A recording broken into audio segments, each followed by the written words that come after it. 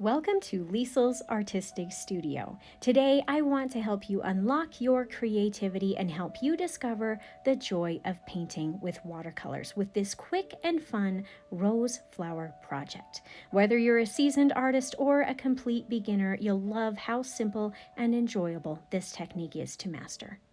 So to start off, we just need to gather up a few supplies. Now, I normally use a larger piece of Arches brand paper, but in an effort to help keep this painting quick and fun, I'll be painting on this 100% cold press cotton Meeden pad that measures approximately 10 inches by 7 inches. I like this pad for quick projects because it's actually already bound in this little notebook, so I don't have to take that extra step to tape my paper down. However, although I'll be painting on this, you can use whatever paper you want and cut it to whatever size you'd like, whether it's bigger or smaller. Next up, we need some watercolor paints, a paper towel, some clean water, and some brushes. I will be using some brushes right from my own personally designed set, which I'm happy to announce will be available for purchase in just a few short weeks this coming October. These are only available for a limited time, so make sure you click on that link I provide in the description of this video so that you will be one of the first ones to know when these are available. And as a side note, I will be doing a special unboxing and brushstroke painting tutorial featuring all the ins and outs of these brushes very soon, so keep an eye out for that. I will be using today 3 brushes from the set: the 1/4 inch angle brush, the number 3 round, and the number 1 rigger. I will also point out that any of the supplies you see me using today will be listed in more detail with links for purchase in the description of this video if you're interested. All right. This painting is basically going to be a part 2 of the tutorial that I showed last week painting flower buds. So if you haven't watched that yet, I definitely recommend it, just because some of the techniques we used for that piece we will also be using for this painting today, and I think you'll find it helpful. Let's go ahead and get a few colors mixed up and ready to go on our tray now. First up, I have a little bit of yellow. You can use whatever you like or have on hand. Today, I'll be using mostly azo yellow with maybe just a touch of gamboge mixed in. I do kind of want this to be a lighter, brighter yellow today. I'm also adding in extra water to this color here to keep it light and very watered down. Next up, I have some alizarin crimson here that is nice and concentrated. And then I'll have a little bit of olive green that we will use a little bit later on. Now, one of the key points to making this work, just like we talked about last week, is properly loading your brush with color. I'm going to be using sort of a two-toned effect for the colors on the flower petals, as well as trying to use only one singular brush stroke for each petal on the flower that I paint. So to get the two-toned effect to work, we want to load the brush full of the light and watered down yellow color as the base. Then we'll use just the longer pointed tip of the angle brush, maybe about to the halfway mark of the bristles, and swipe that tip right through the alizarin crimson. This is some close-up footage from last week on exactly how to do this. So the colors I'm using may be slightly different in this video, but the technique is still the same. In fact, you really can use any combination of colors that you want to try. This is just what I happen to choose for today. Now, in probably the majority of angle brush paintings I've done with you, I've taught you how to hold your angle brush as if it's upside down with the longer point towards the bottom of the page. But today, we are actually going to be using it in the opposite way to create the petals of the rose. For this first stroke of the brush, hold the brush with the longer tip pointing upward. Then all we have to do is move the brush up, around, and back down, keeping that shorter back side of the brush always facing in the center, and then pivoting that longer edge of the brush out and around. Let me show this a few times so that you can see exactly what's going on. There is really nothing too tricky here, but it still may take some practice to get the hang of the stroke. So feel free to pull out a scrap piece of paper that you can just practice this stroke over and over again until you feel you've got the hang of it. I'll also point out that I am not trying to make each petal the exact same shape, and I'm trying to create a bit of a ruffly edge to make it look a little more loose and organic. I'll paint on 5 of these petals to form the base and first layer of the rose, then I'll let that sit and fully finish drying before adding the second layer on top. I'm finding that not having my paper taped down for this is actually helpful because then I can turn my paper around for each petal as I go. So while we let that dry, let's start painting the base of the second flower. I'll keep it fairly close to the first one, but slightly lower down on my page. I just love the two-toned effect that I'm seeing here. The darker color does tend to be a little more dominant with just a hint or splash of the yellow blended in. But this is a color combination that I love. It's one of my favorites, the pink and the yellows blended together.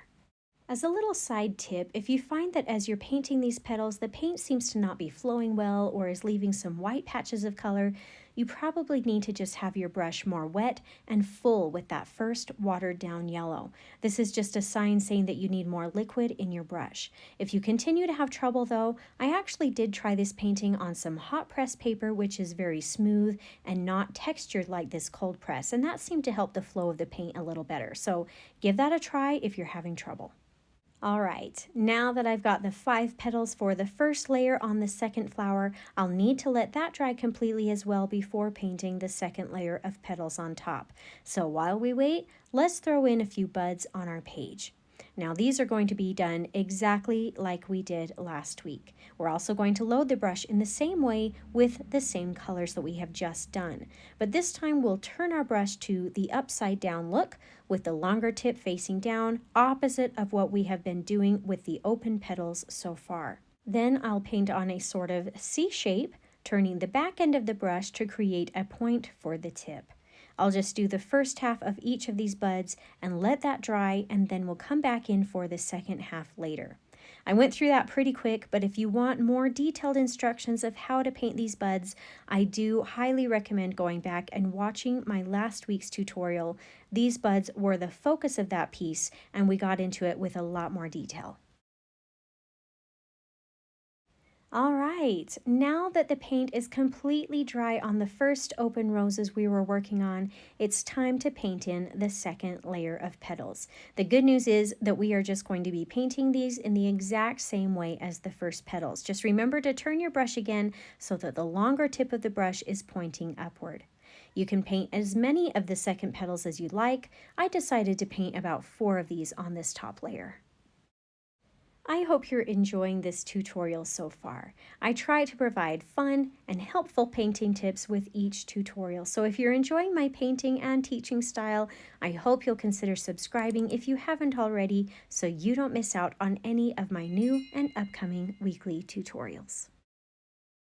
I also should point out, if you've watched many of my tutorials, you're aware that I enjoy and pull off better paintings if I have some sort of pencil guide or outline, or at the very least, some stem lines.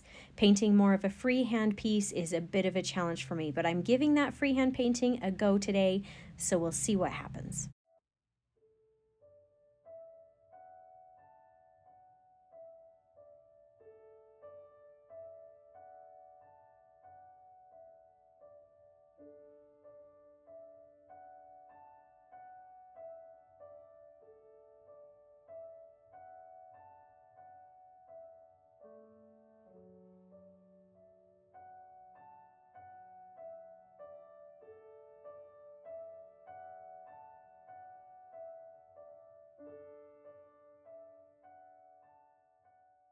All right, very fun. I love that second layer. You can really see the transparency of the paints pulling through here, which is something special and unique with watercolor painting. Let's go ahead now and add the second half of the buds on here next. We'll load the brush in the same way. Just remember to turn your brush once again so that the longer tip is facing downward this time.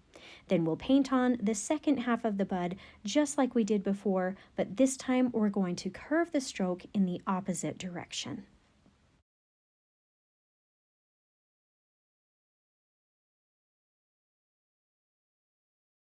Okay, I plan to put a small third layer on these larger open roses, but I really want to make sure that paint is completely dry before I do that, so I won't risk any bleeding of the colors. So while we let that dry, let's begin painting in some of the greenery. I'll start this with the small number 3 round brush and some of this olive green paint that I have here on my tray. I'll paint the stem lines for the 2 open flowers, starting at the base of the flower head, moving down to the bottom of the page. I'm not necessarily trying to have these lines perfectly straight either. I'm purposefully adding in some subtle bumps or squiggles in here just to give it a little bit of added character. Also, as I get closer to the bottom of the page, I'm painting them just a little bit thicker as well. Now let's switch over to the rigger and paint some thinner stem lines for the buds. Again, not worrying if these lines are straight.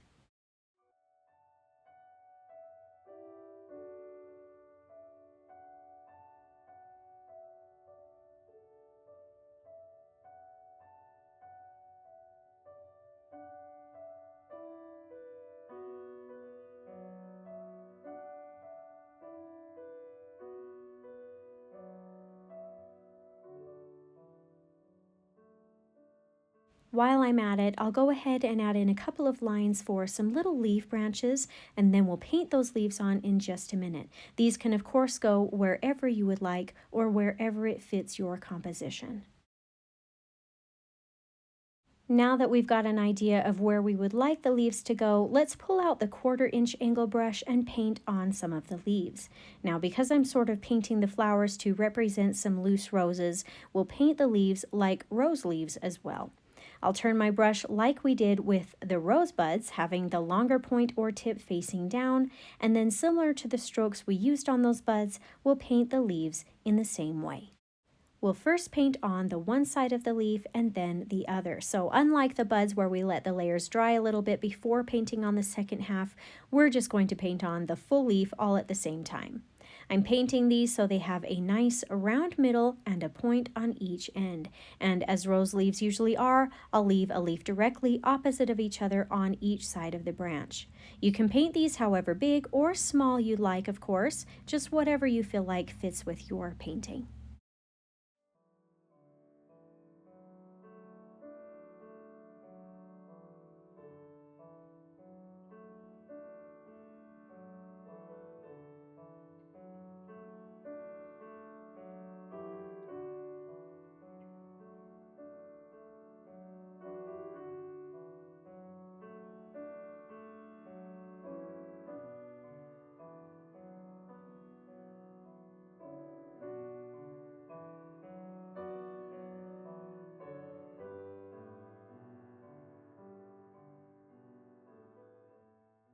This is looking pretty good so far, but I do feel like I need a few more leaves in here to sort of balance my picture out a little better.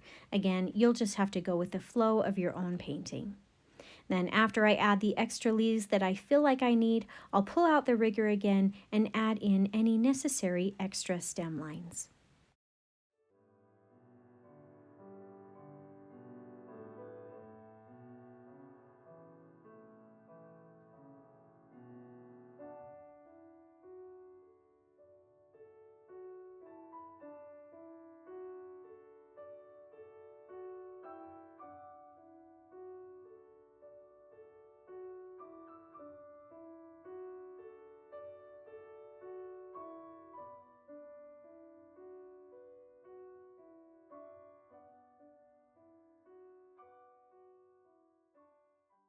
Since I've got this rigger brush out with a little bit of green already in the bristles, I'm going to go ahead and add in some thin center vein lines onto the leaves for a bit of extra added detail.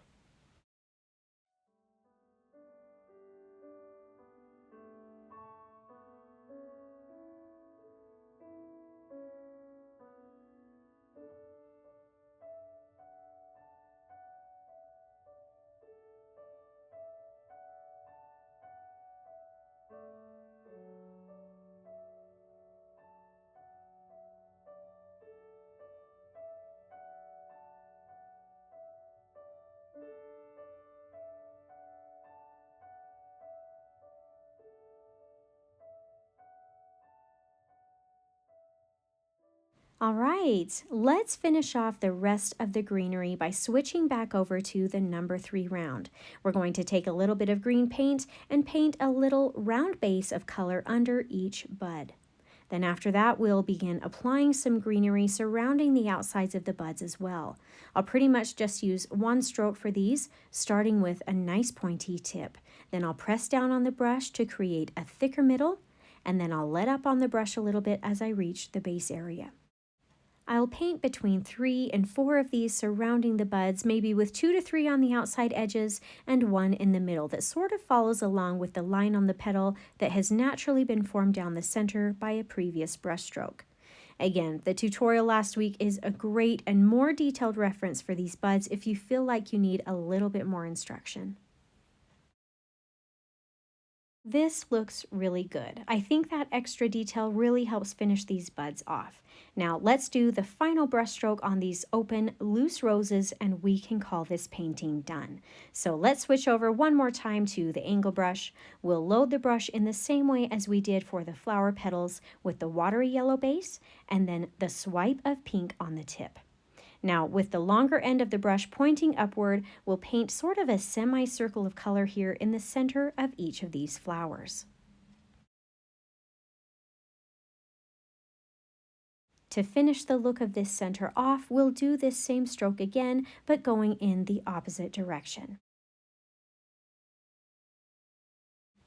Then if you'd like to add in just one more little optional detail, you can add a few small purposeful bumps along some of these main stem lines that can sort of represent some little thorns on each of these roses.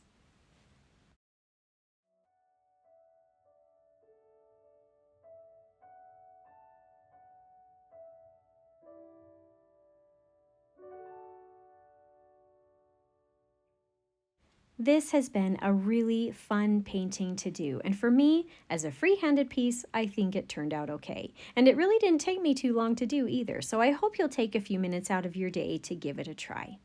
Thanks so much for joining me today. I hope you had some fun and maybe even learned something new. If you did enjoy this tutorial, I hope you'll consider subscribing to my channel so I can continue to help you discover your artistic side.